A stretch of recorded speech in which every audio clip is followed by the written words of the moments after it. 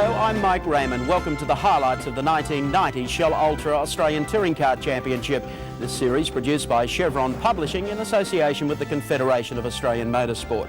Well, 8 rounds of the title have been scheduled this year, commencing at Sydney's Amaroo Park Raceway. There's the traditional second leg at Symmons Plains in Tasmania, then off to a new venue, Victoria's Phillip Island.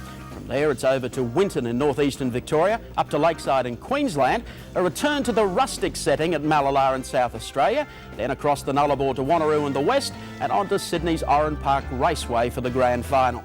Well, this year, of course, there are a couple of alterations to the touring car specifications. The Sierra's tipped the scales just over 80 kilograms heavier than last season. Nissan has promised its new four-wheel drive GT-R twin-turbo Express will be ready by mid-season, and the General is back with British ace Wyn Percy at the helm of the factory Holden.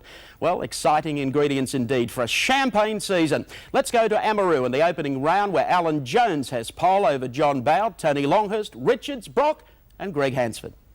Wait for the lights to turn to green. John Bowe and Jones on the front row. Edging across the line, Bowe gets away smartly. Jones lights up the tyre there, side by side, heading up the hill, and a mighty start from Richards up the outside of the pair of them, catching the two Sierra drivers unaware. And Richards may well take the lead as they go over Bitcher Pave, and here he is trying to fight back to get the inside. Fantastic start from Jimmy Richards. Jones is now forced out wide and gets the sideways treatment from Johnny Bowe. He moves into second spot.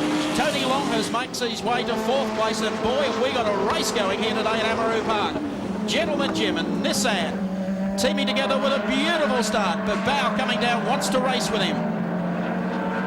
Alan Jones runs in third spot. Longhurst back one spot behind them, and as they head down to the lake for the first time, if Richards leaves an opening here on the inside, watch for Johnny Bowe. Won this race last year, went on to win Bathurst and runner-up in the touring car title. It is bumper to bumper racing over 50 laps for round one of the Shell Ultra Series, and it'll be Jimmy Richards who leads them across the line for the first time. Unbelievable start for Jim Richards. Wind your memories back 12 months and recall the battle between John Bowe and Jim Richards. Richards having spent almost 60 minutes behind the guy in car number 18. He said last night he didn't want to have to do that today, but one would not have expected to make such a blinder start and solve the problem immediately. Well, of course, we saw a sensational start thanks to Nissan Sport. Our race cam coverage, this is what the start of the race looked like. Jones on the inside, Bowe the outside, side by side. Richards grabs another one, slips straight around the outside of them in the Nissan Skyline, heads up Bitcher Pave Hill, over the top, heading down to the right-hander. Also caught the windscreen wipers on the way into the loop, and that's the way Jimmy Richards took the lead. Visor went up and he was on his way. Here's our long shot as they come up the hill. Look for them now. There's John Bowe coming through behind our race leader. Next one is Tony Longhurst. Then Mark Scaife in the second of the Nissans. Jones has dropped back a spot, and Brock now starting to haul in Alan Jones. That's the order as they head up Bitcher Pave, and I think that's where the race for the minors is certainly developing at this stage. 2 seconds now, Richards to Bowe. And if you want a new view of the racing, we're going to do that with thanks, of course, to Nissan Motorsport with their headlight cam. And don't tell me that doesn't give you a dramatic look at the racetrack here at Amaroo Park as our race leader, Jimmy Richards, coming in with a group of the slower cars here, some of the BMWs, Peter Doolman in there as well. They leave the inside line open for him. He tucks in as they make their way back onto the start-finishing straight. And it looks like through the noise flag that we may be getting, or Johnny Bowe may be getting a... He gets the noise flag again. Well, with looks like some reps from the State Pollution Control Commission. There's the flag to tell the drivers you're making too much noise, do something about it. So all you can do, there's Larry Perkins again, gets the flag. Car number 35, Glenn Seaton, joins us on race cam. Glenn, it hasn't been your weekend so far. Well, I've taken a bit of the wrong tyre choice today, but that's the way it goes, and we're just going to try and keep on the tails of these fellas in front, and hopefully their tyres will go off. You seem to be making any ground there on Greg Hansford? Well, we're making a little bit, but then we get caught up in the traffic and we'll lose a bit of ground, but we'll soon catch him, just give it time. You had problems on Friday, back one of them into the wall. How much does that put you behind? Well, the second car was as good as the first car anyway. The car's going well. It's just we've got a few problems at the moment. All right, we'll let you get back to it. A philosophical view from Glenn Seaton. Thanks, Mike. Okay, mate. Here is the 16 car in the pit area. They're looking pretty good, as I understand, in practice on Friday, Neil. Friday the car performed very well. Wynne was very happy with the balance, and it would seem as though the car was capable of doing consistent laps, but I wonder what tyre choice they went for prior to the start of the race, because whatever it was, it's wrong. Well, here's a good scrap developing. Peter Brock, Andrew Madecki, and the man coming from position number 13, Queensland's favourite son, Dick Johnson. Brock there with a gigantic lock-up. Was it Brock or Trevor Ashby in the... I thought it was Brock. He locked him up a couple of laps back, and here's Johnson getting very businesslike about a run, perhaps down the inside. Is there a gap there? There's enough there for Dick to put the nose in. That really lands... Greg Hansford, he's gone through as well. That really left Andrew Madecki out to dry there just for a moment or two. So Greg Hansford closes up well and truly behind Dick Johnson. And Johnson in his path now towards the race lead, or at least one of the top 3 spots. Fascinating scrap between these two drivers. This is great stuff. Dunlop tyres versus Bridgestone tyres, and you know, Peter and Dick set their cars up differently as Dick dives to the inside now and sneaks through. That was a good pass. Jim Richards, Nissan Skyline, running in second spot, and closing on him now is John Bowe. No need to tell you about the time difference. You can see it with your own eyes. Mark Scaife to the pits. Problems for Mark Scaife, but the dice is really back up front, where Jimmy Richards, who bolted away to a pretty big lead, now has a closing John Bowe on his tail. Tasmania Sportsman of the Year, John Bowe. Beating the likes of... and Bowe has clamped the tail onto the guardrail. Now, has he done any damage to the left rear? That's the brake that Richo needed. We'll take a look at that for you. Watch Jimmy Richards getting out of this turn, coming onto the straight. And John, bang, brings the front round, but he got it straight very, very quickly. Well, here's Glenn Seaton, who told us earlier that he'd made the wrong choice on tyres. So he's in, that really takes care of any thoughts of finishing in the top 10 here today in the opening round. He was in 9th position. Race leader still Jimmy Richards in the Nissan Skyline. John Bowe runs second in car number 18. And then Tony Longhurst in car number 25, the Benson and Hedges here. And I think an outstanding performance from Johnson this afternoon. Very much so. You know, starting from that far back on the grid, position 13, you know, it's pretty hard work. And the guys just kept on plodding and just showed that you've got to hang in there. And they've obviously come up with the right settings and tyre compounds on the car to allow him just to nip away at the opposition. He's passed Alan Jones, and of course his teammate John Bowe is doing a terrific job in second, although John's now just fading a little from the back of Jim Richards. A couple of minutes to go for Jimmy Richards. There's Alan Jones running 5th in car number 20 and dropping back through the pack. So the car looks to be going pretty slowly. I wonder whether he's got a problem and he just has to get it home. I think he's been gathered in already by Greg Hansford and by Andrew Madecki, so that's bad luck indeed for Jonesy. AJ will soldier on to the finish. In the meantime, though, car number 2 continues to lead it with time running out. The short straight now to the next right-hander, and you're going to ride home with the winner of the opening round of the Shell Ultra Touring Car Series. It's almost checkered flag time as Jimmy Richards comes up, and Richards beats the Sierras on day number 1 of the 1990 series at Amaroo Park Raceway. And I think a delighted Fred Gibson, the Nissan Motorsport team manager, talking to his driver as we take our Toyota race score to confirm that Jim Richards has won round number 1 here today at Amaroo Park Raceway. John Bowe in the Shell Ultra High Racing Sierra takes second. His team boss Dick Johnson picks up 3rd place. 4th goes to Tony Longhurst in the Benson and Hedges Sierra, and rounding out the 5-0-5 master Peter Brock. Well, what a great start to the series by Nissan's Jim Richards, with a strong top 3 performances by the Shell team duo of Johnny Bowe and Dick Johnson. Well, time now to hop over Bass Strait and join the boys at Symmons Plains, where Peter Brock has locked up pole, clear of Longhurst, Johnson, Seaton, Jones and Bowe. And while the Nissan dominated on the tight and twisting Amaroo layout, it will do it a little tougher at the Plains, where sheer horsepower means absolutely everything. Racing, Brock off to a good one this time. Longhurst buried it on the starting line, and Johnson grabs a gear. And Johnson up now on the inside is really going to make life interesting for Tony Longhurst when they head down to the first corner. Brilliant start by John Bowe. And just look at Alan Jones muscling his way into the action. Also a good start there from Jimmy Richards. Brock into the hairpin, gets out of there with Johnson in second place, and right behind him is Tony Longhurst. They're all through turn number 1, the hairpin, without a problem. Alan Jones again for the second race running has lit that car up and absolutely smoked it. He sat there going nowhere as we watch this scrap between Longhurst and Dick Johnson. Peter Brock the leader. And problems back in the pack. I think it could be Alan Jones. In fact, got smoke pouring out the back of the second of the Benson and Hedges Sierra, and he is slowing down appreciably. This moment, though, it's Peter Brock who will lead them round for the completion of the first lap, and doing it comfortably as he comes up over the hump. Back towards the pits with Longhurst showing Dick Johnson. He's got enough stick to be able to pass him in the opening lap, so they're down 1 lap, with Brock leading it. Well, this is an aggressive start from Tony Longhurst as we look at his teammate Alan Jones. Remember, I said off the line, the car just sat there absolutely smoking the back tyres. Look at the Jones car, smoke everywhere. Glenn Seaton off to the right. Jim, those super quick changes. He had to lift off a little bit because Glenn came across and took some territory, and that's Andrew Madecki on the outside. Then they go down to this super tight left-hander. As we come back now with Peter Brock still leading from Tony Longhurst. In third place, Dick Johnson. In fourth place, John Bowe. I understand that Jim's able to hear us at the moment. How's it going out there, Jim? Good, Neil, so far. Did you get off to a good start? I saw Seaton take some ground off you. Yes, a few of them did, but I'm just slowly working away at them, not trying too hard too early. Long way to go yet. You said last night, Jim, that you thought the car was going to be very consistent. Is it showing up that way? Yes, it is. You know, we're only a few laps into the race, but so far we're managing to hold on to the 3 Sierras in front of us.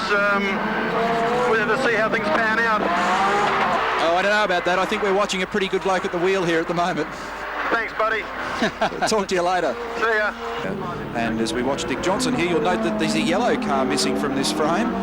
And Tony Longhurst, for some strange reason, has gone to the pits. Now you'll see Dick Johnson go through on the inside in the far corner over at Coca-Cola.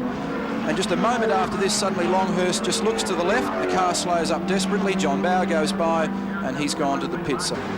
Colin Bond driving for Caltex in the Caltex Sierra. Bond is running 7th on the road at the moment. He made a good start.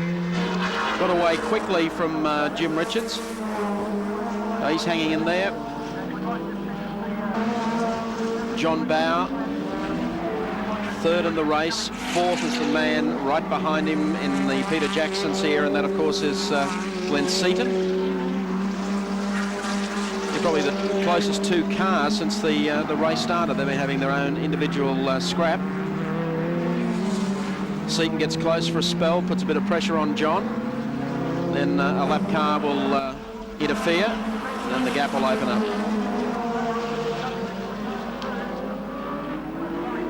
Getting a little closer this time as they make their way up towards the hairpin. I think John would love to win one here, but it's not going to be today. We take our race cam in the Glenn Seaton Sierra, sponsored by ICI Dulux Auto Colour, and then you can see just how he gets away from him in that spot. So Dick Johnson turning in another splendid drive here today at Symonds Plains. The race is far from over. John Bowe seems to be just gaining all the time, moving towards both Johnson and Brock, and Glenn Seaton is just on his bumper. Whoa. Oh dear, he's got him. Brock locked up a brake, or something let go on the car, I'm not sure what, but he got very out of shape in that hairpin,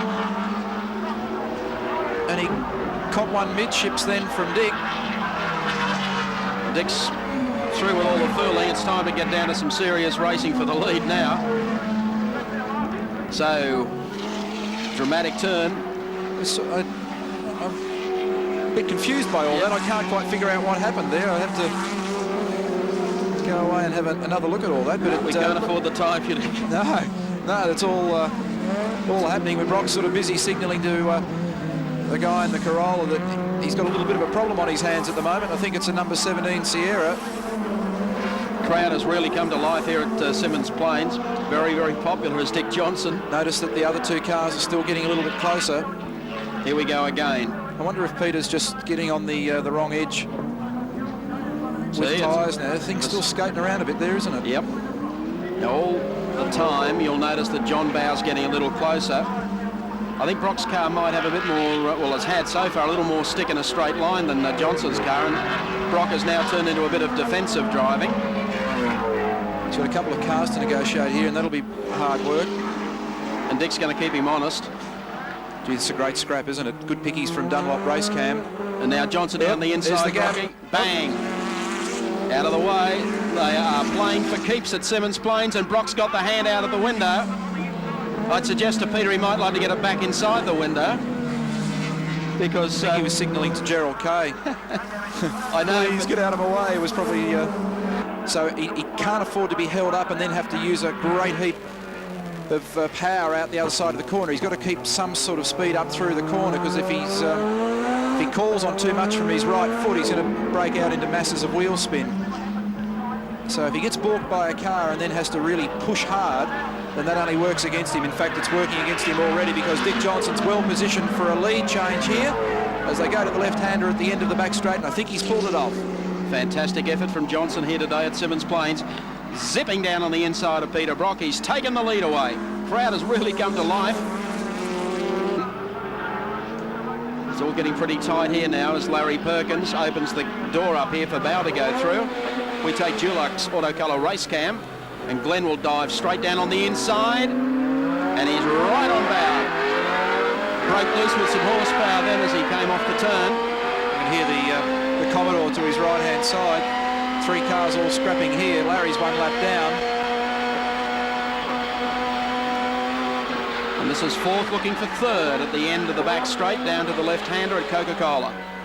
Oops, John locks up the front left. And you can see what that does. Look how it just eats into time. In fact, Glenn got right so close on the back, he had to back off again. Out of Coca-Cola turn. Now down towards Little Hump. Over there, down to the pit turn, Dunlop Bridge, and we expect to see the checkered flag not too long as Dick Johnson sweeps across the line to take the checkered flag. Round 2 at Simmons Plains to the Queenslander Johnson. Second to Peter Brock in car number 5. Finishing back in third, Tassie's Johnny Bow. Good finish from John Bow today. Let's recap them for you on our Toyota race score service. The winner of round 2 from Simmons Plains, Queensland's Dick Johnson. Second goes to Melbourne's Peter Brock.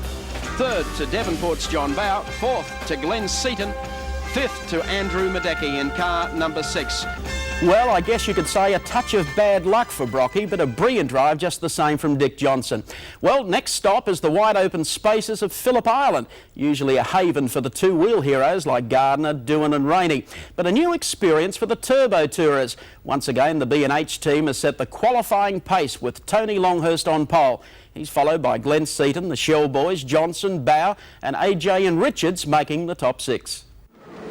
Who's it going to be, Longhurst or Seaton?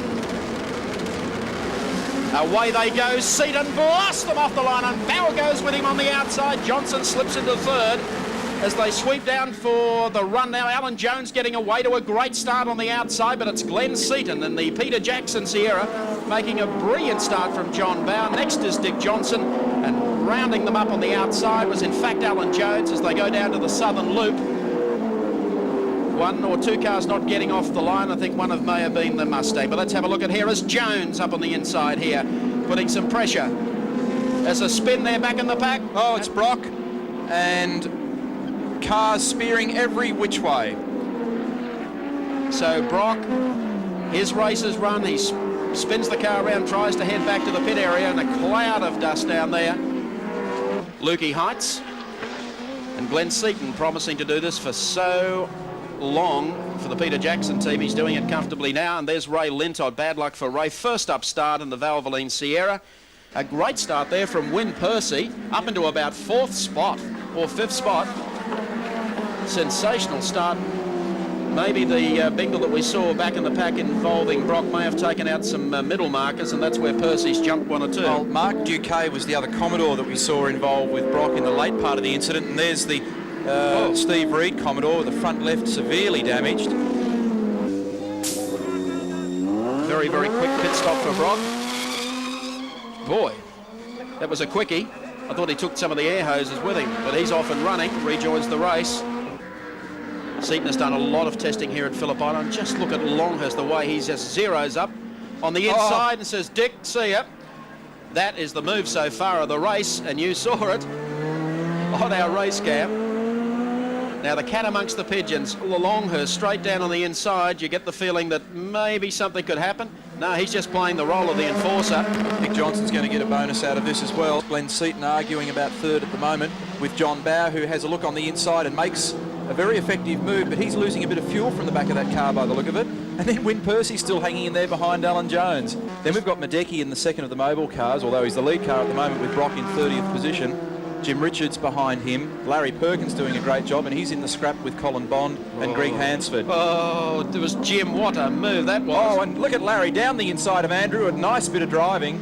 That car's been working very well this weekend. And how good is it to see a Nissan, a Holden and a Ford all having a battle? It's good, it's refreshing. It sensational. And look at Greg Hansford here in the Alan Moffat ANZ Banking Sierra, coming up on the inside here of Colin Bond, working away at Madecki. And Alan Moffat, of course, has brought over the Swiss tuning expert Rudy Eggenberger for this meeting. Oh, look at Bondi pulling out of the draft there, trying to get down the outside of Greg Hansford. Look at Larry. And Larry Perkins going on with it. So Seaton's in the pits. There's Glenn Seaton. And I know how he feels. Yes, you've had a day of that. Johnson still sits on the tail of the number 25 B&H Sierra. Then John Bower. So the Johnson car's running second and third at this stage. I'll tell you what, the performance of both Win Percy and Larry Perkins has brought this rather large crowd to life here today at Phillip Island. Oh, Alan there's Jones Jonesy. and John Bower. John Bower. Keeping in mind they had a big heave too at Simmons Plains, where Alan Jones lit up the tyres and got going as Perkins slips by, and so does Jim Richards. So that was a costly exercise. Johnson getting closer all the time here. There it is with the Peter Jackson car getting off. And that was the run down to the first corner. And Dick Johnson takes Tony Longhurst to capture the lead in round number 3 today at Phillip Island. Oh, now I know why they're going to bring Peter Brock into the pits. He's got one of our camera cables on the back. Now, he always wanted to be a TV star. So Longhurst to the pits. That really does throw all the cards up whether Johnson has gone with the right compound to go the full race distance. And the same with John Bower. So I think that moves, what, Bower to second, Alan Jones to third, Jimmy Richards in fourth. Well, we said there was going to be some pit action. There certainly is. Car number 2, Jimmy Richards, and car number 20, Alan Jones. Side by side, so Richards said he would be more competitive the longer this race went. He's not too far off the beam.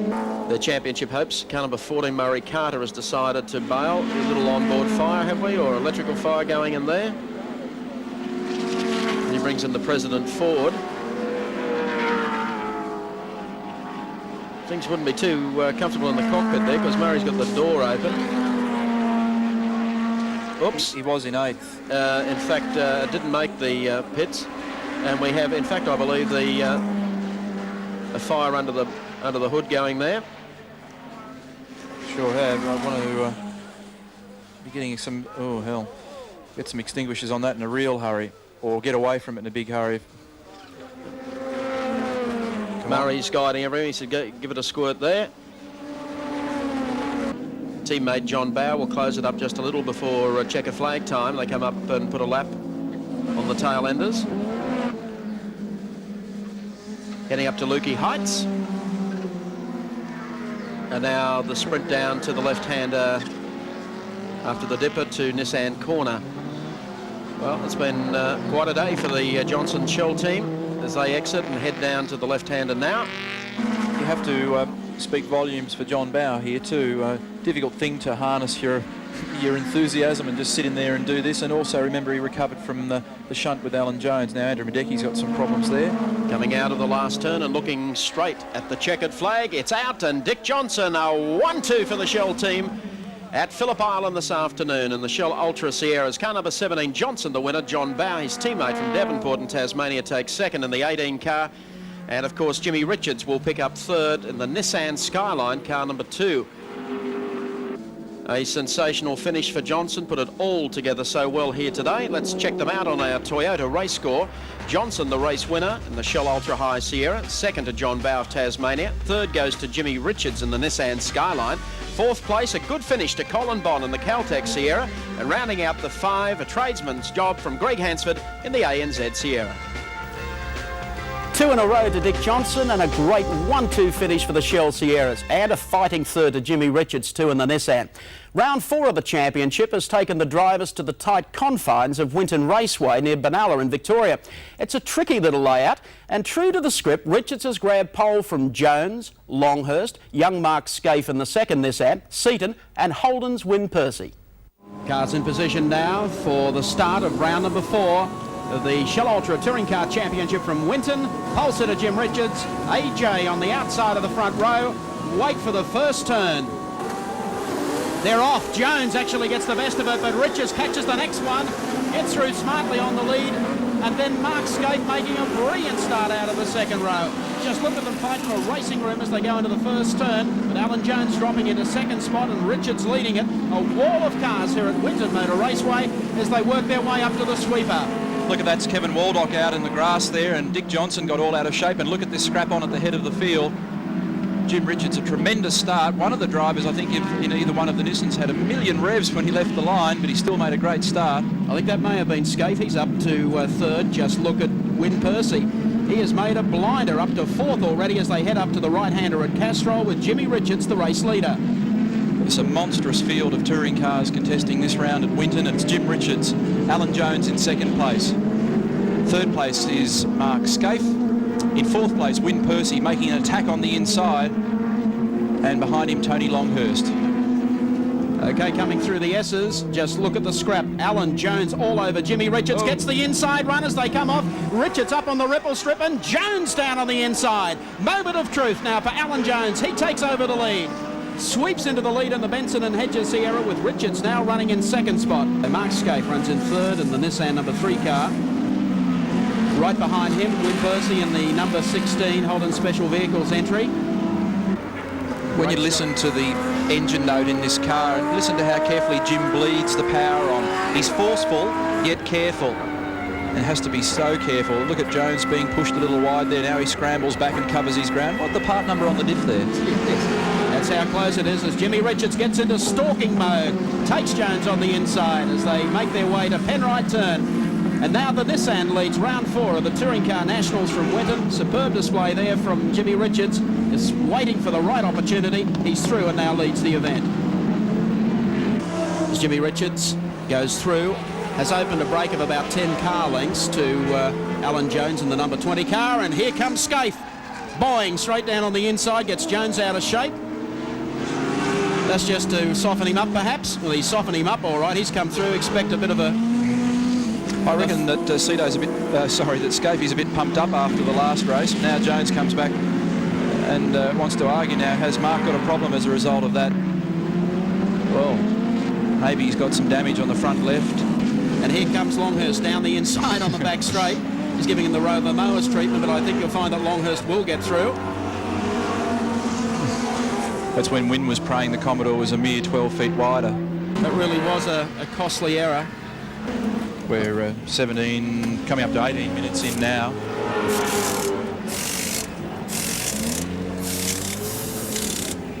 Well, that's the situation in the pits. Mark Scaife goes back out. The Munro shock absorbers, Mercedes-Benz of Phil Ward being hotly pursued by Jim Richards. And Ward is involved in a scrap of his own with one of the BMW M3s, the ex-Brock cars, which were the ex-Gardner cars. Isn't that a marvellous... He's a bit busy to see Richo, I think. Isn't that fantastic stuff from our Nissan track cam? You see that friendly wave from Wardy as he saluted his fellow competitor there. That's Larry Perkins giving John Bow something to think about at the moment. They're old competitors from the open wheeler racing days, and we wouldn't get more fierce drivers, I don't think, than John Bow or Larry Perkins. JB isn't giving him too much ground. Perkins has been right on him right from the start of the race. Well, Mark Scaife ready to step out of the car. So his race is over for the afternoon. There's the Benson and Hedges cars having a battle for second and third. And Tony's making a lunge here, and I think he might just squeeze through. Alan made that very easy. Yeah. Tony Depends who's waved. paying the bills, I guess, doesn't it? It's just a little wave to say thanks. As he now gets on with the pursuit of race leader Jimmy Richards. Win Percy's Holden Commodore, which was running in fourth position, just mysteriously stopped in the middle of the road, and engine builder Rob Benson went sprinting down to it in the grass, opened the passenger's door, had a look, obviously did something. They got it mobile once again, and now it's pulled up at the top of the circuit. So that's put paid to the Holden Racing team effort this weekend, as we look at Dick Johnson, who has moved up a slot as a result. So that puts Glenn Seaton in fourth, Dick Johnson in fifth, John Bowe in sixth. And meanwhile, Jim Richards is just annihilating the pack. Let's go to our Dunlop race cam, and hard at work today, Dickie Johnson. Hard at work's not the meaning of the word, mate, I can tell you. Well, what is the definition of Winton? Come again? What is the definition of Winton? Winton. It's like running a marathon round your clothesline. Well, Murray Carter, if you recall, at Phillip Island. I think it's burning a little harder than it was at Phillip Island. The flames are still belching out of the other side, which you can't see from there, but the fire crew was there very quickly. Oh, Peter Brock, dearie me, Ray Lintott, they're just in front of him in the Valvoline car, got very much sideways. So through natural attrition, a few other problems, Peter Brock now moves to 8th. That's quite a performance. I'll show you the gap between Jimmy Richards and Tony Longhurst shortly, as he works his way up to the right-hander at Castrol. And comes down the back straight. I reckon he's bagged this one. He's comfortably in front of there's the two B&H cars. Look for the first yellow car. I've got the stopwatch on this gap. Richards goes through. 6.6 seconds from Jim to Tony. There's our second place, Tony Longhurst, going through. Here comes third placed Alan Jones. 48.5 minutes down as they come across the line. Race order still Richards over Tony Longhurst, Alan Jones, Glenn Seaton, then Dick Johnson, John Bowe. We're following at the moment Larry Perkins, then Colin Bond. Peter Brock is the next one after that. And then Mark Gibbs in car number 21. Well done on Mark Gibbs's part. Been a good drive in the GIO Commodore. This is the battle for sixth we're looking at. And, we're now 49 minutes and 23 seconds in, so about 30 seconds to go. We'll look for Jim Richards. Whoa, Perkins has gone the wrong way. He's gone down the yeah. But has he? Because Bondi's out in the dirt as well. That's the bit we can't see. Oh. Well, everything stayed the same, except the gaps are bigger. The gap just opened up. That has just taken all the pressure off. JB be having a breather right now. 49 minutes and 48 seconds, and not too far off the finish of this race with Jimmy Richards is coming down the back straight now for the last time. Looking for the checkered flag. Last corner comes up, and he's done it. He's broken the Ford Sierra stranglehold. Richards takes it at Winton. Jimmy Richards across the line in car number 2. A win today for Nissan. That's 2 years in a row. Okay, let's recap them for you now on our Shell race score. The winner of round 4 from Winton this afternoon, Nissan's Jimmy Richards. Second place goes to Tony Longhurst in the Benson and Hedges Sierra. Third to his teammate Alan Jones. Fourth spot to Glenn Seaton in the Peter Jackson Sierra. And rounding out the top 5, Queensland's Dick Johnson. What a race. 4 rounds down and 2 wins to Richards and 2 to Johnson. Here's how the Shell Series points table looks at the halfway mark. Johnson ahead on 60 points, 4 clear of Gentleman Jim, and then 8 to John Bowe in the second of the Shell Sierras. Round 5 at Lakeside is next on our highlights package, and would you believe it, 3 Queenslanders at the head of the qualifying queue. Longhurst, Johnson and Jones. But if you're a punter at heart, take a little advice. Go with the long shot. Ready for start. Turnaway crowd here at Lakeside Raceway today. Streaming into the place since 9 this morning. Hang on Australia, we're about to go racing. Off the line, Johnson away quickly, Bowers away even faster on the inside. The 2B and 8 Sierras have been shuffled out by the Shell Sierras as they head down to the carousel, the right-hander for the first time. And you'll find it'll be Dick Johnson in the lead from teammate Johnny Bowe. Now it's a toss-up whether Longhurst actually got the better of Alan Jones as they come out of the carousel. And a good start also there by Greg Hansford. Jimmy Richards out on the dirt and Mark Scaife up 2 spots ahead of him as they come beneath the Dunlop Bridge, and we're working lap 1 of round 5 here from Lakeside. Tremendous start from Johnson. He got the car off the line just beautifully and already starting to increase that slight advantage on this first lap. The critical element, as we mentioned a few moments ago, in this race is going to be the treatment of tyres and how they withstand the temperatures and the extra abrasiveness in this circuit as Kevin Waldock goes off. Car 55 with severe damage to the front right-hand corner. Longhurst, car 25, the pace setter in most of the practice and qualifying sessions, and is right behind John Bowe at the moment. Then Alan Jones, Greg Hansford, Mark Scaife and Larry Perkins. Tony takes to the grass to have a look on the inside of Bowe. Joining us in commentary today, one of Australia's top touring car drivers, Alan Grice. Welcome aboard, Alan. Thank you, Mike. I see Win Percy's made a very good start there through. He's picked up about 4 positions. At the moment, we've got Tony Longhurst working away at John Bowe. Tony, who had set the pace here, we take a special Dulux Auto Colour race cam from the top of Glenn Seaton's car. Just look at the rubber left on the racetrack. Well, Cito got swamped a little bit by Mark Gibbs, then Win Percy, pow, straight through the middle, and that was Peter Brock that he squeezed. That wasn't the best of starts from Glenn Seaton, but that'll give you an indication of just how much cut and thrust there is in the first turn. Yes, indeed. He lost about 5 places there. As Johnson, though, down to the left-hander at Hungary Corner. Now, Johnson will go through. There's the gap that he has over John Bowe, who runs in second. There's the gap back to third.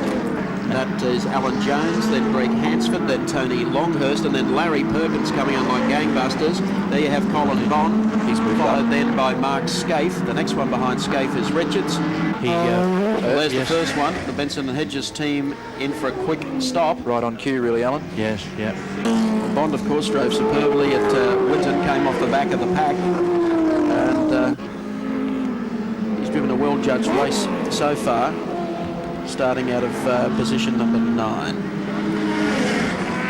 I have some viewers that would be interested in the fortunes of Drew Price, who was to have driven the second Peter Jackson Ford Sierra this weekend, but it broke an axle yesterday. And about this spot here, as Colin Bond has a look on the inside to try and force a little bit of real estate, and I think he's now in a position to be able to squirt the Commodore to death down here. Yes, you often have to come within a thou or two of Larry's rear vision mirrors before he'll give you the call. Andrew Madecki in car number 6, Mobile Sierra, in for fresh rubber. And I think Jones has got a major problem because it went well and truly off the boil on the approach to the carousel, and Bondi is closed up. There's something for Frank Gardner. Yes, there's not enough water. No, there's not enough water in that. Dick Johnson, dashboard cam, Shell Sierra, thanks to Dunlop, and you'll see just how busy race leader is around this track. It's a frantic little circuit and pretty quick. He has a glance at his pit board, then a glance in the mirror, and he'd be pretty relaxed and relieved to see that there's just another red car behind at the moment. The top 12, as I see it at the moment, Dick Johnson leading from John Bowe, still with a gap of about 4 seconds, then back to Alan Jones on our lap chart, but of course he's vanished. Moving up into 3rd place, Greg Hansford. 4th place is Colin Bond. 5th is Mark Scaife. 6th, Jim Richards. 7th, Peter Brock. 8th, Glenn Seaton. 9th is now Win Percy. 10th is car number 6, Andrew Madecki, having made a stop, and Tony Longhurst is behind him at 12. As Jonesy comes in, I don't think they'll have to worry about the tyres, and I think that's already been signalled. The problem is a little more severe than fresh rubber, and let's go again. And let me tell you, there's plenty of activity in the pit area. Just in at the moment is Greg Hansford and the Alan Moffat ANZ Sierra. And here's the pride of the Caltex CXT fleet, Colin Bond of Sydney, car number 8. As I mentioned earlier, sensational drive at Winton from the back of the pack. And here today, just soldiering on, there's Glenn Seaton, car number 30, the Peter Jackson Sierra. He's been in, and you saw Dick Johnson's crew preparing for the arrival of Dick Johnson. So it really is up to Colin Bond whether the Toyo tyres on Colin Bond's car go the distance. That could be the major boil over the touring car series. Here's their race leader, Dick Johnson. This is really like a F1 Grand Prix here today. They're all in for quick stops. Dunlops for Johnson. And that will give Colin Bond the race lead in car number 8. The Caltex CXT Sierra. Good stop. Good stop, yeah. Second stop for Tony Longhurst. The Colin Bond continues to lead round 5 here at Lakeside today. The man who was making a big charge, Dick Johnson, we believe, a bit of a slide off the circuit only a lap ago and has dropped down a couple of spots. So that really does take the pressure off race leader Colin Bond and Peter Brock. And Wynn is still doing mid-56s, which is around about the same time that Colin Bond is now. Colin's just slipped back that little bit, but bearing in mind these are the only 2 cars that haven't stopped. And he's about 12 seconds behind Peter Brock. And the puffing and huffing from this car continues. Peter's still second. Blowing plenty of fumes here today. Yes, indeed. Every time he backs off, it's... Look at the action in the pits. Larry Perkins, the number 11 Perkins Engineering car, in for fresh rubber. And out quickly. We take Nissan Motorsport race cam with Jimmy Richards. Richards up to 5th now, so that's going to make it very interesting at the top of the championship. Dick Johnson leading the series. 60 points to Jim Richards' 56 for the split. And as Neil said just a while ago, you just got to keep hanging in there. Last lap board coming out for Colin Bond. I'll have a patent on his tyres after this race. Everyone will be on for the next one at Lakeside. Yes, indeed. He's the only bloke that may well do the Tooheys 1000 without a pit stop.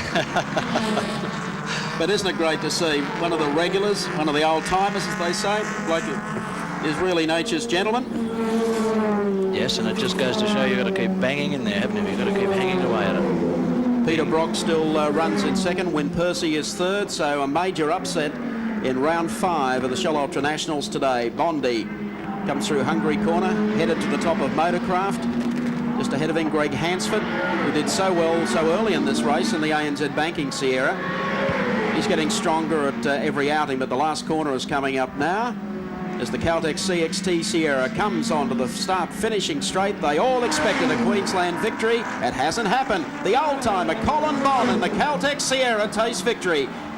Second spot is going to go to Brocky in the Mobile Sierra, car number 05.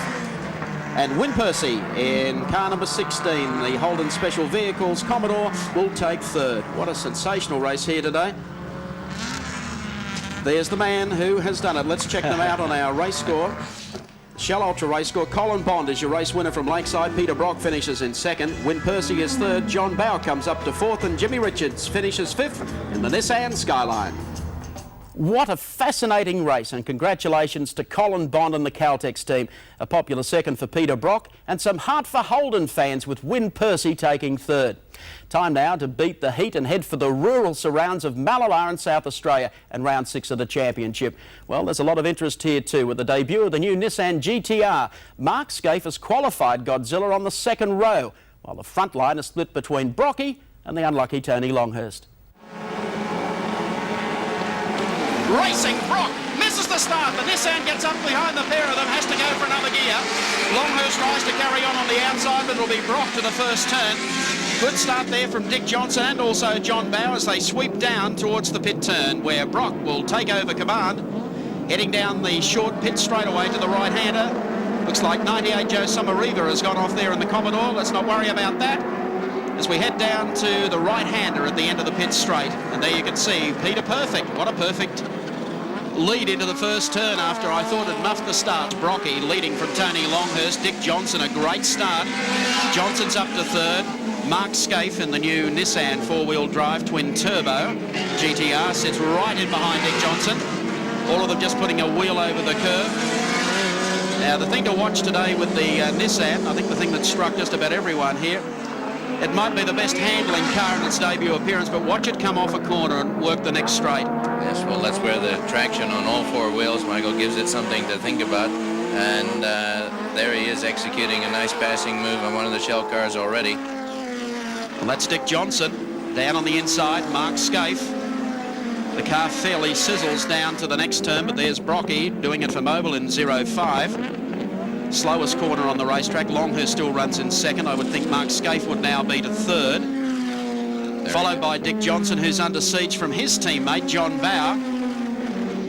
And right behind them is Colin Bond, hanging in there with them too in the Caltex Sierra, and then Alan Jones, one back behind him. and also a good start from Andrew Madecki, Glenn Seaton in there, Larry Perkins, then followed by Jim Richards and Neil Crompton today. There's problems already. The first one in the pit area is in fact Alan Jones in the number 20 Benson and Hedges Sierra. You can't win a sprint race in the pits, Michael. If they have to stop, it's the end of the day for him. You can say cheerio. There's no way you can get back out and do anything. And Tony Longhurst now under a lot of pressure from Mark Scaife in the GTR. You notice the shortcut that Mark's taking there, and that's the traction he's got. That's fairly loose marbles there. One would describe it as not exactly part of the circuit, but he was able to plant it in there on the inside line and just do what he wanted. A little power oversteer on the exit of that corner, but nothing that he hasn't got under control. He certainly does appear to have it under control, and what an outstanding debut so far for the new Nissan GTR model. There's the gap back to Mark Scaife, who runs in second. Longhurst is third. John Bowe is fourth. Fifth is Colin Bond in car number 8, and he's moved right up behind John Bowe at this stage of the race, and there's Dickie Johnson keeping them both company. Well, John seems to be in a spite of trouble here. I don't believe that Colin should be able to just fly by him at that rate. That looks like a bit of a problem for the number 18 car. Up front in the Mobile Sierra, and right behind him is Mark Scaife in the new four-wheel drive twin-turbo Nissan GTR. Here they work. The sweeper coming down this long straight. Stop, start, turn coming up the right-hander. He's quite close. I think probably it's fair to say that Peter's a little bit slower through the corners here, but only a frazzle. Mark is certainly getting as close as he can without touching him. There's no need to touch him. No, none whatsoever. Uh-oh. Watch horsepower now as young Scaife guns the Nissan down the inside. We'll have to try and outbrake him. Will he what? He did, passed and outbraked him. I think that's... Now it's going to be interesting to see how far the Nissan is able to pull away from Brock now that he's got ahead of him. We're looking at this fabulous scrap for and there's a touch there between Andrew Madecki, who's put it upside down after coming into contact with John Bowe. And then Bowe's gone over the back, and Jim Richards appeared to might have just touched the back of John Bowe's car. That was bad luck. Andrew Madecki says, how on earth did that happen? And such a slow speed, Michael. It was one of those freak deals. And let's have a look at this. Slight tap here. That was just a tap that got Bowe around. Yeah, you think the Bowe would have been the one, but he's caught the front wheel, I think, of Bowe's car, or the flaring. Ricochet, as he came across, ricocheted, must have been just at the right point of leverage and flipped Madecki over. So a bit of work to be done by Neil Lowe and the boys in the Shell Ultra team. They'll have him underway as quickly as they possibly can. In the meantime, Mark Scaife continues to lead the race from Peter Brock. Colin Bond runs in third. Dick Johnson is fourth. In the meantime, the order remains the same. Sorry, Neil's been passed in every turn now. Well, he realizes that he's got a slightly slower car in those areas. He's not being pedantic about it. He's taken tit for tat and gone back and had another go there. There's Larry Perkins. He's been in for a pit stop. Running on the 12 wheels today, he was telling me. There's our race leader. Everyone expected the car to be under a lot of pressure. Oh, there's a sight we don't see. And he's gone off. No, something's happened there. Absolutely. Now, whether or not it's just a lock-up and he's going to come through the sand trap, or whether he's given it away. Can't quite make up his mind whether it's going or not. It looks like it's still got a bit of traction, but something there when the right rear wheel locked up. Well, that puts Peter Brock back in front. There's Mark Scaife. His race is over. He's going via the infield, heading back to the pits. And here is the man that goes back into the lead, Peter Brock. Freddie Gibson, team manager for Nissan, talking to Mark Scaife on the two-way. There's Glenn Seaton, young driver with a ton of potential, doing a good job in the Peter Jackson Ford Sierra. As once again, we take this great shot. Now, Dulux Auto Colour race cam sits right on top of the roof of the Sierra. There you can see the crowd off to the left as I go across the start-finishing line here at Malala. Then it's a quick kink to the right, then a kink back to the left, Seaton just putting the nose down there on the inside. He wasn't going anywhere there. No, he overcalculated there, and it cost him. Bond is really on the move here as they come down the back straight. If he can work his way to the outside, which is the inside here on Peter Brock. Can't do it this time. These corners are particularly hard. They have to throw the vehicle from one side to the other. Tight little left, right, left, and a lot of strain on the tires. But Brocky's held the lead there. I don't see any chance for Colin to snip by on the old pit straight. And here's where he's got to be a little bit careful. Bit wide again. Colin trying to come through on the inside. Not going to do him a lot of good there. He really needs to be. No, it's settled down again. So Brock. Oh, Bond up this time. There's just enough of a gap. What a move from Colin Bond, who goes through and takes the lead. Can it be 2 in a row? And it's far from over yet. There's Jimmy Richards running with our Nissan race cam. Jim is in 4th at the moment. Right, and definitely got Dick in his sights. But speaking of sights, Dick's got Brocky in his sights. In fact, it's just past him. Not on camera at the moment, but has just passed Brocky. But Colin Bond, talk about the veterans coming back with a vengeance in the Caltech Sierra. You know, age has got nothing to do with ability, Michael. I wish you'd start getting used to this idea. We're in the same club, pal. Yeah, we're all in the same club. And remember, Colin and I drove together. That's true. I know the aspersions you're casting. He's done a great job here and a superb job for Caltex, who have supported him for many years. When life was not so easy, but he's persevered with his own engines. They build them themselves in Sydney. They've worked on an Australian management system and certainly proving the day here today. Last corner coming up now as Colin Bond does it 2 from 2 in the Caltech Sierra. He is going to pick up the win here today at Malala. Dick Johnson in car number 17 getting across the line. What a fabulous second for Johnson. And it looks like third man home is going to be Jimmy Richards. So Richards gets across in 3rd, and that will give 4th to the ailing Peter Brock, who just limps across the line now. Check him out for you on the Shell race score. Bond is your race winner from Malala. 2nd spot goes to Dick Johnson, 3rd to Jimmy Richards, 4th to Peter Brock. A great drive, and rounding out the 5 is Tony Longhurst in car number 25. Another fantastic drive from Colin Bond. But what about the potential of the Nissan GT-R? A most impressive debut indeed. On now to Wanneroo in the penultimate round of the championship. No surprises in qualifying though. Tony Longhurst on pole over Brock. Jones and Richards will share the 2nd row, while Seaton and Bowe round out the top 6.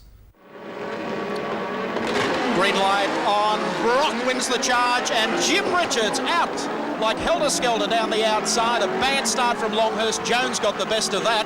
They'll all peg into the right-hander. Very, very tight turn, but it'll be Brock in front with Jim Richards right behind him. Alan Moffat, things couldn't be looking much better for Jim Richards at this stage. No, a great start, Michael, and he really wanted that because Alan Jones and Tony Longhurst, no mean fellows to be dicing with on the opening laps. He's in a beautiful spot. If Brocky's up marginally faster with his quicker time in practice, he can just lunge in there behind him, pick up a bit of the slipstream, although that doesn't look like he's going to be doing much of that on the opening laps. Here's a go by Longhurst. Well, that's very close stuff as they swing through there. Longhurst picking up the threads of that as they exit Cold Corner and work their way up the hill. There's Brocky out in front. Longhurst in 2nd. Next is Jim Richards, followed by Alan Jones. A good start also from young Glenn Seaton and the Peter Jackson Sierra, and then Dick Johnson and John Bowe pretty close. And also a good start there from Win Percy in the Holden. As we look at the 1-minute penalty for car 20, Alan Jones, for allegedly jumping the start, but I'd have to agree with Alan. The length of time the cars sat there was crazy. Well, that won't make Alan Jones feel very good at the moment. In fact, if he gets out and passes his team leader here on this lap or the next, you'll know that he's pretty well set to hell with the 60 seconds. It's been the great thing about the Shell Ultra Touring Car Championship this year, Alan, that so many of the cars so closely matched, and traditionally we look at the top 10 in each of the races and there's just nothing between them. We take a look at the replay here of the start, looking from the Peter Jackson Sierra of Glenn Seaton. And as Alan Moffat quite rightly pointed out, a good, clean, healthy start, although Alan Jones, they say, jumped the start. What a pity. That's how we saw the start of round number 7. And Brock leading from Longhurst. Then we see Alan Jones still in third, question mark. Then we've got Jim Richards fourth, Glenn Seaton, Dick Johnson, John Bowe, Colin Bond the next man, and Wyn Percy wins in ninth position with Larry Perkins in 10th. Well, Dick Johnson likes to lead races, and he's certainly done enough of that in his career and certainly around the Shell Series. But today he had the choice of 2 Dunlop tires that he could go for, a harder or a medium compound, and to secure his chances in the championship, he took the harder tires, and just not able to match it with the performance of the Benson and Hedges cars at the moment. But that's not to detract from his ultimate ability to do well in this race.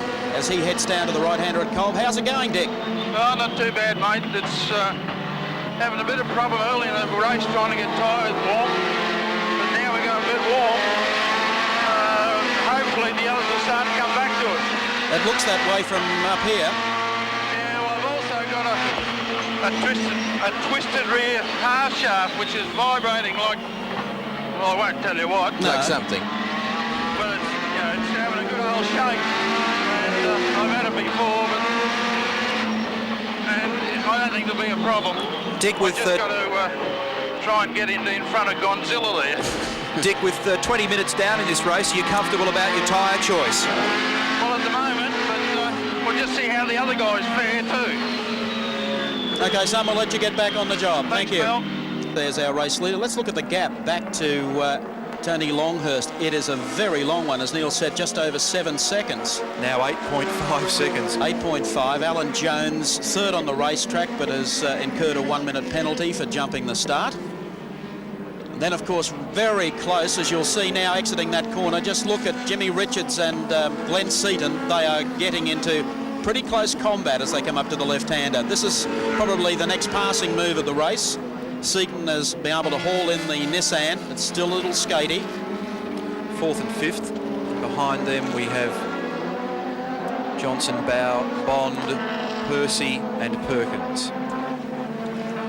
Yes, well, at this rate of acceleration, there'll be no stopping Peter Brock. I can't see how that kind of a gap can be reduced. He can nurse whatever problems might pop up on him, and certainly his choice of Bridgestones has given him a good run here today.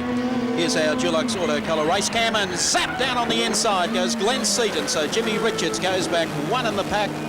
Glenn Seaton doing a good job. He's up 1 and starting to close now on Alan Jones. But Johnson, car number 17, being able to get through on the inside of Jim Richards in the Nissan GT-R. And a good passing move. We'll replay that for you in a moment or two to show how Johnson was able to effect a pass. In fact, here it was just the previous lap, coming down on the inside of the Nissan. Takes him quite cleanly on the inside. Jim has a little debate, wants to fight back as they go down to the next right-hander. But Dick had too much squirt and is able to pull across. Well, there's nothing the Shell team would love more than to get another car in front of Jimmy Richards. Oh, what a huge lose from one of the Shell cars. He's Dick Johnson. And something broke at the front of the car. I just happened to be looking out the front window here, and it was enormous amount of spark and garbage from the front right-hand corner. Look, he's lost a front right. The car, some major failure at the front of the car, double yellow flags out there, and Johnson in real trouble. Gee, that is bad luck for that the is terrible luck. And Dick's about to climb out with the... Got to get his 7 commentary aerial off. Yes. So he's had a suspension failure by the look of it, and it's gone straight across the road and buried itself in the sand pit. That started a long way back up that straight. So replay here, this is the aftermath, right at the bottom corner, but I can tell you that for the best part, I reckon, of 300 metres, the car was doing 140, 150 mile an hour with a great sheet of sparks coming off it. Johnson went through one spin, was lucky not to be collected by other traffic, and has deposited a major amount of dirt and garbage on the entry to the pit straight. Unbelievable. Well, there's Jimmy Richards making a move now on John Bowe down the inside. Moment of truth.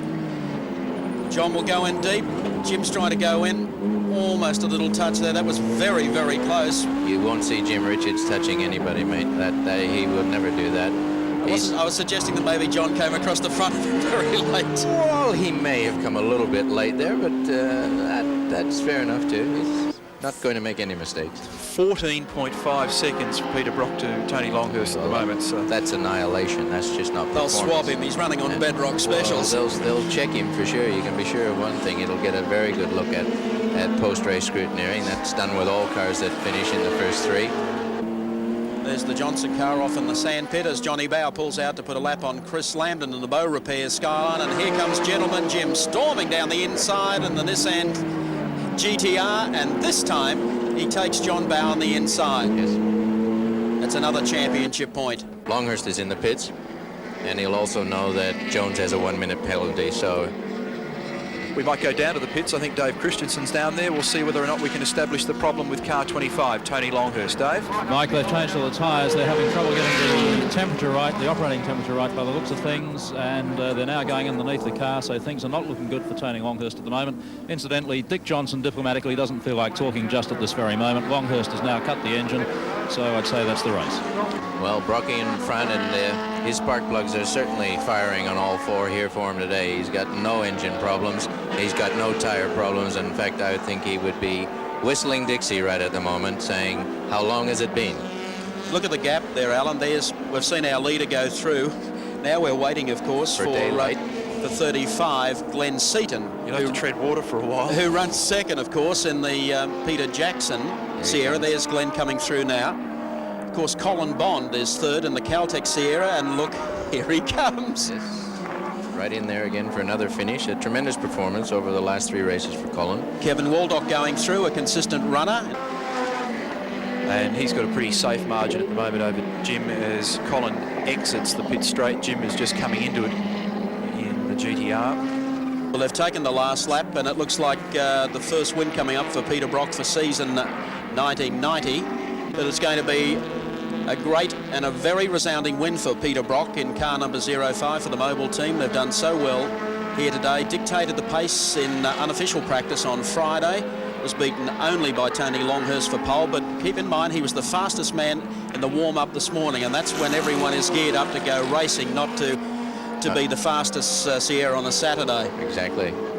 They've worked hard. This is what a lot of us feel, Mike. We don't want to see Brocky in a Bridgestone mobile combination.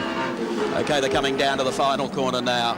Peter Brock has arrived back in victory lane. He comes out of the last corner. The crowd here at Wanneroo Park going absolutely berserk, and Brocky coasts across the line. He's going to do it with style, with grace, and plenty up his sleeve here today. Second spot will go to Glenn Seaton, and what a great finish for young Glenn in the Peter Jackson Racing Sierra. Let's check them out then, Al, on the Shell race score. Peter Brock is your round winner from Wanneroo. Glenn Seaton places second. Third place to the Mr. Reliable Colin Bond. Fourth goes to Jimmy Richards in the Nissan, and rounding out the five, welcome back to Holden and to Win Percy. Success at last for Peter Brock in the Mobile Sierra. A good second to Glenn Seaton in the Peter Jackson entry, and Colin Bond keeping his hopes alive with a very sound third. You know, I rather doubt anyone could have scripted a better finish to a series than this year's grand final showdown of the Shell Nationals at Sydney's Oran Park. And to make matters even more interesting, Jim Richards has captured pole in the Nissan over Brock, Johnson, Longhurst, Bow and Seaton. Little wonder then why the fans are hanging off the rafters. Beautiful weather conditions here today. A capacity grid, a capacity crowd has turned out. The final round of the 1990 series, and the beautiful weather has even brought out the politicians, including Dr. Hewson. Ready for the start. Richards head-to-head against Brock. Richards wins the start. Absolutely flies off the line. Everyone gets off the line comfortably, heads down towards the first turn, and look at Richards spread eagling the field already as they head down. And a brilliant start, I think, from Tony Longhurst. He got a great, Richards did exactly that in Perth. Mikey's obviously got all those four wheels pulling at the same time. There's no difficulties with their differentials in that start. Field closing up a bit in the infield. And now we have a couple of spoilers, Neil Crompton. Tony Longhurst, a magnificent start there, puts him up into second spot. John Bow is away quicker than Dick Johnson. Colin Bond, a lot of work to do out of position number 11. Yes, it was a terrific start from Tony. Aggressive the first couple of corners and cleared himself up from position 4 on the grid after recording a 1:12.02 and chasing his old teammate Jim Richards. Well, ideally, Johnson wanted Brock up there, giving Richards plenty of curry in these opening laps, but Brocky must have slipped off the line with his clutch. He's a long way back, 7th spot there. You can see him in the picture now. And he'll work his way through, no doubt. Colin Bond starting out of 11th up to 9th as they complete the first lap on grand final day at Oran Park. It looks like the GIO car of Gibbs has gone off the racetrack, and he's trying to rejoin on the loop area heading down to Sutton's Corner. No one wants to lose the drift. I was going to say no one wants to lose the drift. They don't want to lose the slip, the draft. You've got me, Michael. And Brocky's taken that draft there. He's in a bad position here. He needs to turn right in a second or two, and Dick will be well placed to stay in front. But no doubt that bad start on Peter Brock's part is costing him dearly now. He'd like to have nothing but fresh air in front of him, but he's got a big shell Sierra in front of him at the moment. Another little bite here, and it looks like he's got him. Through on the inside of Dick Johnson, over the top of the bridge, so Peter Brock picks up one. But keeping in mind, without going into the full scenario of where everyone's going and should finish, for Jim Richards, the title will be Richards if he wins or finishes second to anyone but Johnson. So at the moment, there's no problem about that, gentlemen. Jim is just spread-eagling the field in the Nissan GT-R, and there he goes. We're looking now from the Dulux cam on top of Glenn Seaton's car. Great view, chasing Dick Johnson down the straight. And Johnson's chosen the harder of the 2 Dunlop tires that are available to him, and hoping that everything will be fine for him in the last quarter of the game. Yeah. But he is a long way off the front runners at the moment. He's got Brock, both the Benson and Hedges cars, and of course Jim Richards in the sunset already. Jim's 12 seconds clear of Tony Longhurst at this relatively early stage. We're only 40 minutes into the race, and behind this duo we've got Colin Bond about 2 seconds shy of the mark, and then a small gap to George Fury, who joins the Peter Jackson team for the first time this weekend in another of the Sierras.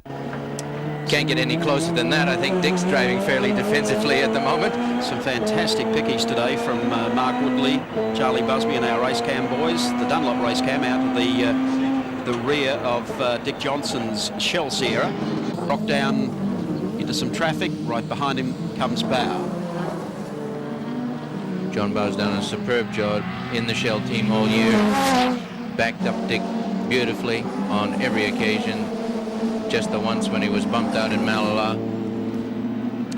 A great team driver and an asset to the Shell team. The gap from first to second, Richards to Longhurst, is now 18 seconds. It's like an Ayrton Senna performance. It's a bit like that. Here we go. Here's Brocky and Longhurst snap. Make that 18 seconds, Jim Richards to Peter Brock.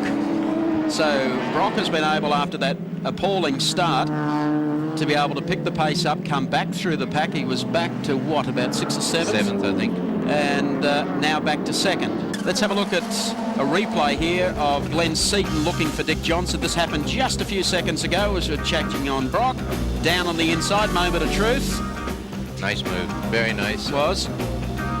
Dick left a little opening there, and Glenn took advantage of it in the Peter Jackson Sierra, so he also has improved his spot. The grand final of the Shell Ultra Australian Touring Car Championship. There is your race leader, Jimmy Richards, in the Nissan GT-R. Lap number 20. Beautiful looking car. Some great shots again from our Dunlop race cameras. Bondi straight down the outside, and that was just too quick. What's happened to Johnson? Johnson's headed for the pits. Here he comes down pit lane. Yes, he's got a difficulty. So, tyre change for Dick Johnson. The championship had already slipped away. There was absolutely no chance whatsoever after slipping back through the pack that he had any hold back on it again. It was going to be a record-breaking championship as well, Michael. Yep. His 6th. The greatest number to date has been 5. Oops. Pete Gagan. There's Tony Longhurst has whacked that very tight right-hander at the base of the bridge. He had real pressure on him in the last lap from John Bow as we take Dunlop race cam. Dick Johnson rejoining. On the last lap through, Bow was right on his tail, so they were having a great scrap for what was 3rd place. So Longhurst will drop back in the order now. We'll give you the top 10 again as soon as possible. Longhurst to the pits. He's got the rear bumper dragging on that car. they'll obviously take an opportunity to throw some new tyres on as well. Glenn Seaton to the pits, car 35. There he goes in the foreground. So this is really drastically altering the shape of the top 10 at the moment. Mechanic pulling like crazy on the back of the car. He's needs some kind of gigantic scissors to snip that bumper bar. It's only plastic, it's not a steel bumper bar, so they are able to get their hands around it. Oh, Alan Jones with the bonnet up. I said last night I was getting set for a Queensland trifecta, the Broncos, the Brizzy Bullets and Dick Johnson. You've let me down, pal. Oh, mate, the race not over yet. Oh, good on you. You think I was safer having my money on you than the Brisbane Bears? Oh, you wouldn't believe, mate, the things that can go wrong when you don't want them to. Tell us about it, Dick. Well, I think my drink bottle had an enema inside the car here, and it created fumes because I used some gunk in the bottle that nearly blinded me. Then Brock got past me, would you believe? Unfortunately. Yeah. And that thing of his, like, I nearly choked to death on Mobile 1. It looks like the last train to Ferny Grove. Great to see you haven't lost your sense of humour. What's the use, mate? You die if you lose that. You're going to battle on and try and pick up a couple of points. All he needs a bit of luck, mate. All right, go get him, Tiger. We'll talk to you later. Thanks, pal. Thank you. Lap 32. We're riding with the race leader, Jimmy Richards, with our Nissan race cam. Just as you joined us just a second or so ago, Colin Bond and John Bowe, that great scrap that we've been following. Have a look at this. Down on the inside comes Colin Bond. Defensively driving was John Bowe, and wham. Whammo. Now that little uncalled for him. Oops, and also a catch on the front. Bond is then able to sweep around the outside and continue on. Johnny Bowe also picks up another gear, but he's carrying the legacy of that little coming together. Bond is 5th in the race. Bowe is still 6th in the race. And the mover and the shaker in the pack is George Fury up to 3rd. That's the fastest part of the circuit, and I think slightly unsporting maneuver. 30 runs in 3rd place out on the racetrack, and that, of course, is a familiar face to motorsport, Georgie Fury. George been out doing a little rallying earlier in the year, and Glenn Seaton has very astutely grabbed his services, put him on the payroll for the rest of the year, so you can see this car as being a formidable runner at Bathurst. Certainly so. George knows his way around there. I believe is still credited with the fastest lap ever in a little turbo. In a Nissan product, yes.